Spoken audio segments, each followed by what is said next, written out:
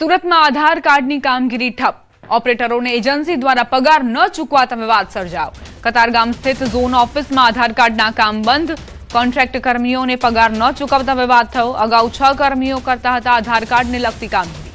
ऑपरेटरों न होवाथी आधार नोंधणी सुधारणा कामगीरी अटकी गई है।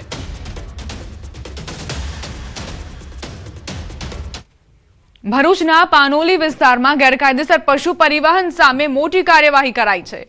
પોલીસે નેશનલ હાઈવે નંબર 48 પર આવેલી હોટલના કમ્પાઉન્ડમાંથી 4 ટ્રક કન્ટેનર ઝડપી પાડ્યા, જેમાં 80 ભેંસો અને એક પાડો અત્યંત ક્રૂરતાપૂર્વક ભરેલા હાલતમાં મળી આવ્યા।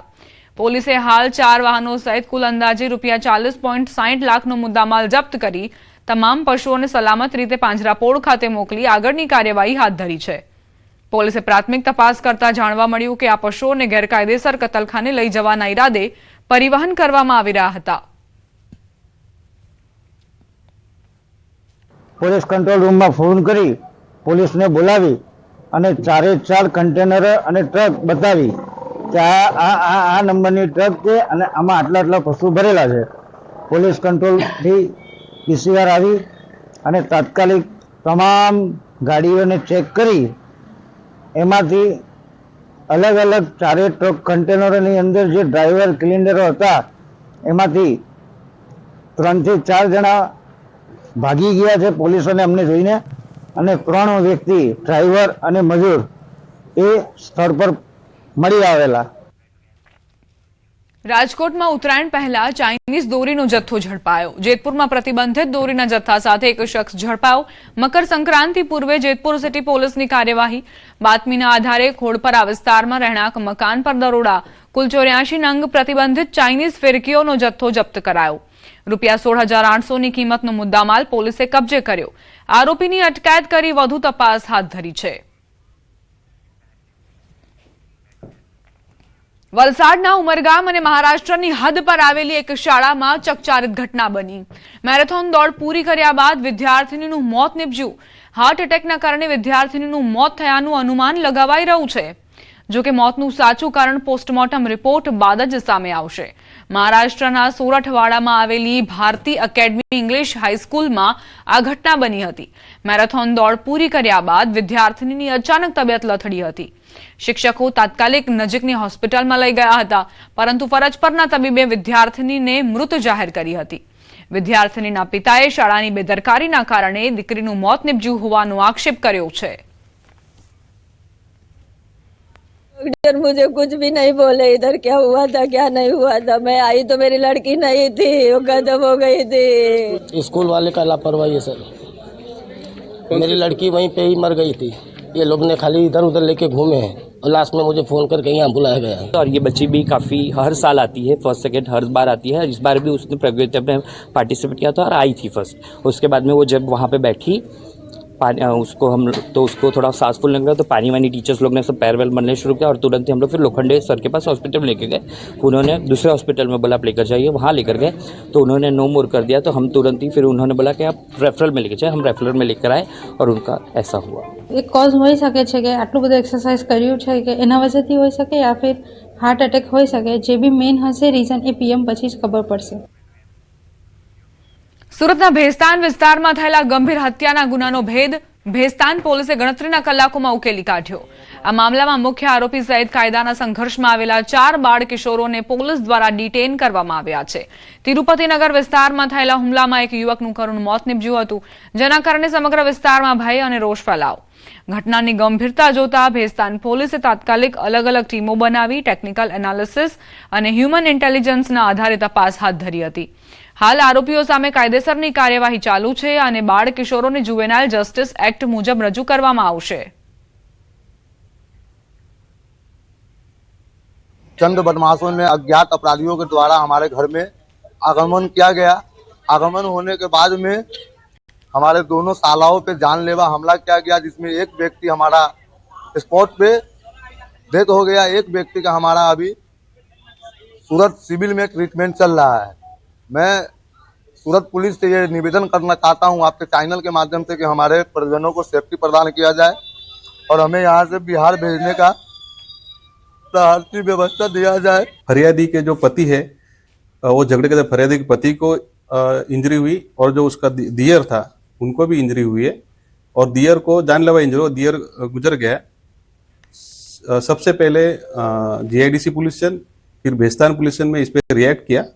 रिएक्ट करके ही तुरंत जो फरियादी है उनकी फरियाद लेने की कार्रवाई की गई और जो इसमें इन्वॉल्व थे जो मुख्य आरोपी शोएब को भी पकड़ लिया गया और बाकी के जो किशोर थे, कायदे के संघर्ष में किशोर थे, उनको भी डिटेन किया गया। तो मुख्य आरोपी सहित जे 4 बाળ કિશોરો હતા તે પોલીસ કસ્ટડીમાં છે। ટેકનિકલ એનાલિસિસથી પોલીસને સફળતા મળી અને પોલીસે આ હત્યાનો ભેદ ઉકેલી લીધો। દહેગામ પોલીસે બળાત્કાર અને પોક્સો એક્ટ હેઠળના ગંભીર ગુનામાં 3 વર્ષથી ફરાર આરોપીને આખરે ઝડપી પાડ્યો છે। પોલીસે આરોપીને પકડવા ફિલ્મી સ્ટાઇલમાં અનોખું ઓપરેશન પાર પાડ્યું। પોલીસની ટીમે આરોપીને પકડવા માટે શાકભાજી રમકડા, કટલરી અને ફુગ્ગા વેચનારનો વેશ ધારણ કરી ઝડપી પાડ્યો। આરોપીએ સગીરાને લાલચ આપીને દુષ્કર્મ આચર્યું હતું, જે બાદ આરોપીને અમદાવાદની જેલમાં મોકલી દેવાયો હતો। આરોપી જામીન પર છૂટીને છૂટક મજૂરી કરતો હતો। પોલીસને જાણ થતાં આરોપી પર વોચ રાખીને ધરપકડ કરી। आरोपी મહેસાણા जिला टीवी रोड पर रहे छे, नाम बदलीने वेश बदलीने रहे छे। पुलिस धनपाल ने મહેસાણામાં अलग अलग वेश धारीने શાકભાજીના व्यापारी तरीके અને કોઈ બીજી લારી ગલ્લાની व्यापारी तरीके रोड पर वेश धारीने वॉच राखीने आरोपीने धरपकड़ કરવામાં આવેલ છે। છોટાઉદેપુર જિલ્લાના જબુ ગામના દિવ્યાંગ યુવાન અમિતભાઈ રાઠવાએ રાજ્યકક્ષાની સ્પેશિયલ ખેલ મહાકુંભમાં શાનદાર પ્રદર્શન કરી જિલ્લાનું નામ રોશન કર્યું છે। નડિયાદ ખાતે યોજાયેલી સ્પર્ધામાં અમિતભાઈએ 100 મીટર દોડ અને ભાલા ફેંકમાં પ્રથમ સ્થાન મેળવી 2 ગોલ્ડ મેડલ પોતાના નામે કર્યા। 75% દિવ્યાંગતા ધરાવતા અમિતભાઈએ અગાઉ પણ ગાઝિયાબાદ ખાતે નેશનલ પેરા ઓલિમ્પિકમાં બ્રોન્ઝ મેડલ મેળવી દેશ સ્તરે પ્રતિભા સાબિત કરી છે। છેલ્લા 8 વર્ષથી સતત સફળતા મેળવનાર અમિતભાઈ રાઠવા આજે સમગ્ર છોટાઉદેપુર જિલ્લો અને આદિવાસી સમાજ માટે ગૌરવ બની રહ્યા છે। મારી દિવ્યાંગતા 75% છે। જ્યારે સ્પેશિયલ ખેલ મહાકુંભ એટલે કે 11/12/2025 ના રોજ છોટાઉદેપુર જિલ્લાનો જબુગામ ખાતે યોજવામાં આવ્યો। એમાં મારો 100 મીટર દોડ અને જેવલિન થ્રોમાં પ્રથમ નંબર આવ્યો। ત્યારબાદ જ્યારે રાજ્ય કક્ષાનો સ્પેશિયલ ખેલ મહાકુંભ 31/12/2025 ના રોજ નડિયાદ મુકામે યોજવામાં આવ્યો, ત્યારે પણ મારો 100 મીટર દોડ અને જેવલિન થ્રોમાં પ્રથમ નંબર પ્રાપ્ત થયો છે। ગુજરાતના સુપ્રસિદ્ધ સેવાધામ અને લાખો ભક્તોની આસ્થાના કેન્દ્ર સમાન નડિયાદના સંતરામ મંદિરમાં આજે પોષી પૂનમની પરંપરાગત અને ભવ્ય રીતે ઉજવણી કરાઈ હતી। બોર પૂનમ તરીકે ઓળખાતા આ પર્વ નિમિત્તે મંદિરના પ્રાંગણમાં શ્રદ્ધાનું ઘોડાપુર ઉમટ્યું હતું। આ પર્વને અનુલક્ષીને સમગ્ર નડિયાદ શહેરમાં ભક્તિમય માહોલ જોવા મળ્યો હતો અને ટ્રકો ભરીને બોરની ગુણો મંદિરના પ્રાંગણમાં ઠાલવવામાં આવી હતી। નડિયાદના માર્ગો અને મંદિરનું પટાંગણ જય મહારાજના નાદથી ગુંજી ઉઠ્યું હતું। બાળક બોલતું ન હોય એના માતા પિતા અહીંયા ટેક રાખે છે કે મારું બાળક બોલતું થશે તો હું અહીંયા બોર આવીને ઉચ્ચારીશ અને બાળક બોલતું થઈ જાય છે અને માતા પિતા શ્રદ્ધાપૂર્વક બોર ઉચ્ચારવા આવે છે। આજે પોષી પૂનમના દિવસે બોર ઉચ્ચારવાનો મહિમા છે અને એ મહિમા એટલા માટે છે કે પોતાનું બાળક જો બોલતું ના હોય અથવા તો તોતડું બોલતું હોય તો આ બોર ઉચ્ચારવાથી એ બાળકની અંદર એક જ વર્ષની અંદર એ ફેરફાર આવે છે અને એ બાળક બોલતું થઈ જાય છે। આજે અહીંયા સંતરામ મહારાજના આશીર્વાદથી અહીંયા સૌ ઉપસ્થિત સૌ નગરજનો અને આજુબાજુના વિસ્તારના તમામ દેશમાં ગુજરાતમાંથી આવતા તમામ આશીર્વાદ લેતા સૌ આજે પોષી પૂનમના દિવસે બાધા પૂરી કરતા હોય છે। દત્તાત્રેય અવતાર સંતરામ મહારાજ આજથી 196 વર્ષ પહેલા અહીંયા સમાધિસ્થ થયા હતા। એ પહેલા એમણે કોઈ બાળક બોલતું ન હતું અને એના વાલીને બાળકને બોલતું કરવા માટે બોરા ઉચ્ચારવાની બાધા આપી હતી અને એ બાળક બોલતું થયેલું। ત્યારથી આટલા વર્ષો સુધી દર પોષ મહિનાની પૂનમે અહીંયા જે લોકોનું બાળક બોલતું ન હોય એ વાલીઓ આવી, એ ભક્તો આવી અને બાધા રાખે છે અને બાળક બોલતું થાય એટલે અહીંયા આવી અને બોરા ઉચ્ચારતા હોય છે। અને અમે નવસારીથી આવ્યા છીએ। મારો દીકરો બોલતો નહીં હતો, 4 વર્ષનો થયો તોય પણ અમે અહીંયા સંતરામ મહારાજની બાધા લીધી તો આજે 7 વર્ષનો થયો તો બોલતો થઈ ગયો છે. તમારી કોઈ પણ મનોકામના હોય, જો તમે સાચી શ્રદ્ધાથી તમે કોઈ પણ અહીંયા મનોકામના રાખો છો યા બાધા રાખો છો તો તમારી દરેક મનોકામના અહીંયા પૂર્ણ થાય છે.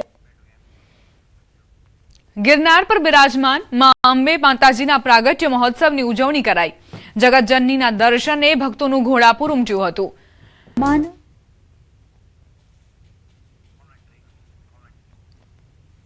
ભક્તો અહીં ભક્તિ રસથી તરબોળ જોવા મળ્યા હતા.